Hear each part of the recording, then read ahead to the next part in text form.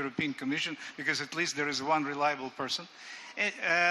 We, says Mr. Oettinger, let's decide on a preliminary provisional price, which would, for the moment, be satisfactory to both sides, and let's start paying the debt, which was, of course, a Gazprom idée fixe, because Gazprom says that you owe us $5.6 billion immediately, and Ukrainian side accepts more or less this figure.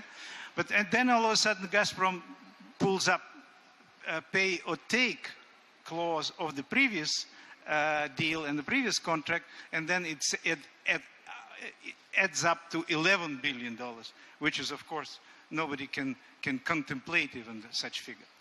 Long story short, I think that for this particular winter, we're on a good track, thanks to Oettinger, to decide what is the price which would be preliminary and provisionally acceptable to both sides. We're starting repaying the Ukrainian debt, and we are cooperating normally. Having said all of this, I hope that we'll get through winter well, but then all of the issues of the debt rescheduling, of the ownership of the gas system, of OPAL and South Stream, all these issues of energy, which are definitely intertwined with politics, they will come up. Okay, well, that was actually a remarkably optimistic perspective on the gas negotiations going into the winter.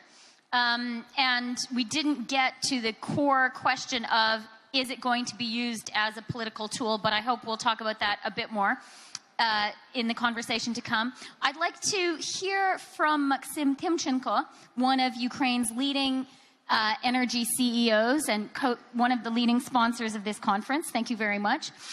We heard from Minister Prodan that the policies which are going to have to be implemented to make this work will be very politically unpopular. Do you agree? And will they be politically feasible? Thank you for the question, dear ladies and gentlemen. Thank you for inviting here to speak on behalf of private sector player in the energy sector. And probably I have more freedom than ministers saying about what we expecting to happen over the next several months.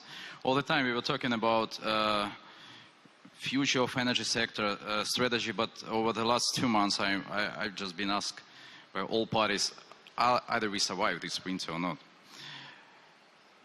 So what do we have